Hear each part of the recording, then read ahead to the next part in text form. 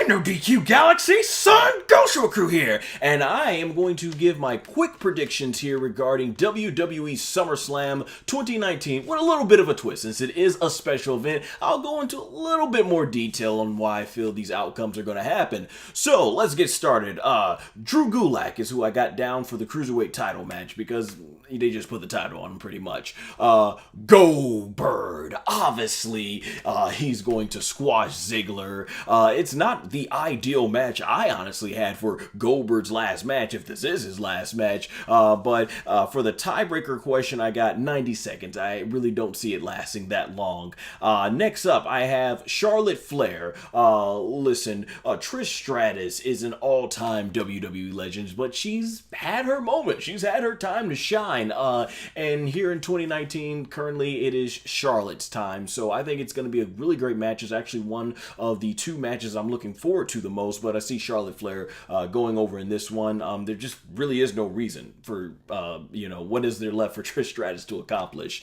Next, I have AJ Styles going over to retain the WWE United States Championship. While I would have loved for Ricochet to actually get a lengthy title reign, and I would have much rather it been him and Rey Mysterio in this match at SummerSlam. I think with the whole OC thing, they've got to keep them strong, and let's stop the hot potato mess with the WWE US title.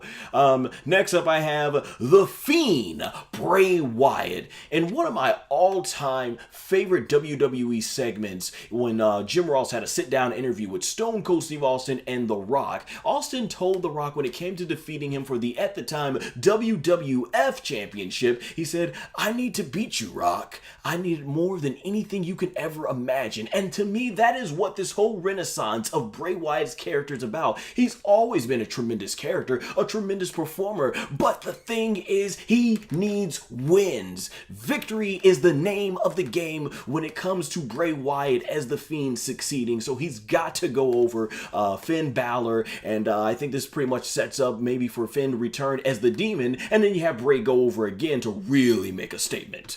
Next up, I have Kevin Owens, the whole best in the world.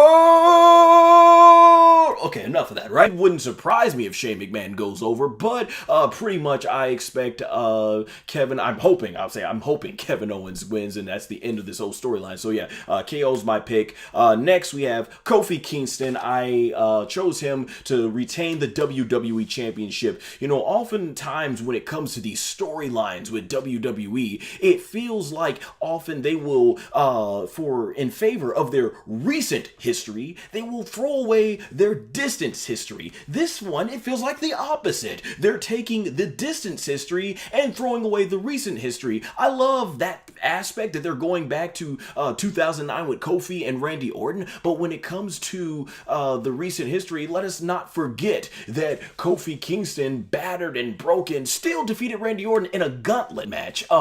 And so Randy Orton, if he couldn't beat Kofi when he was like at 20%, how in the world is he going to beat Kofi and in his at 100%? And I'm glad that Kofi's getting a strong reign as WWE champion, but I definitely would have loved if he would have been more serious. That would have been awesome. I would have loved it as a fan. But hey, I'm glad Kofi's getting a lengthy, strong reign as WWE champion. Next, I have Bayley going over against Ember Moon. I think it'll be a great match, but obviously I just don't see them pulling the trigger on Ember Moon right now for a push. But hopefully this is a good standout match that will have the powers that be in WWE wake up to pushing Ember Moon somewhere. But yeah, Bayley's my choice. The other match that I'm most looking forward to, I mentioned earlier, Becky Lynch versus Natalya. I got Becky Lynch going over. I believe she's going to submit Natalya in her hometown. The atmosphere should be off the charts in this match, but let's face it, Natty has tapped out several times in her career and has still managed to bounce back into title matches, so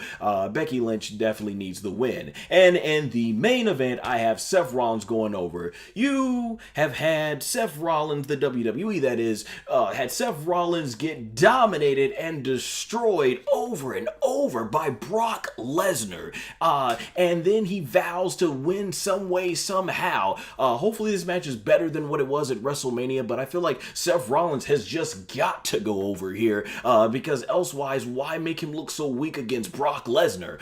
So those are my picks. If you guys like to follow me on social media, I'll have the links to my YouTube, Facebook, Twitter, and Instagram in the comments below. With that said in mind, everyone, I hope you have a blessed weekend. Enjoy SummerSlam. Even if it's not that good of a show, I hope you all have fun watching it with your family and friends. Until then, everyone, take care.